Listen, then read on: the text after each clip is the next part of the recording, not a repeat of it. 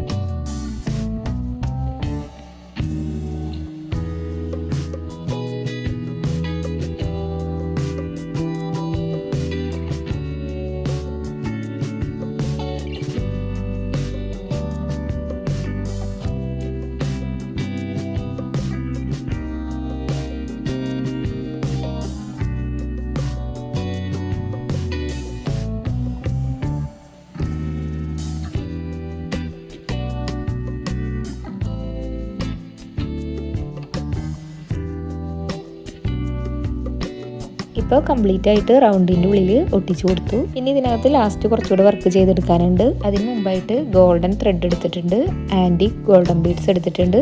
ഇത് വെച്ചിട്ട് നമുക്ക് ലീഫും സ്റ്റെമ്മും ഒക്കെ ചെയ്തെടുക്കാം. ലീഫ് എങ്ങനെയാണ് ചെയ്യണമെന്ന് കണ്ടു നോക്കാം. 3 ബീഡ്സ് വീതം തുന്നിയെടുത്തിട്ട് ചെരിച്ച് തുന്നി കൊടുത്തിട്ടാണ് നമ്മൾ ലീഫ് ചെയ്തെടുക്കുന്നത്.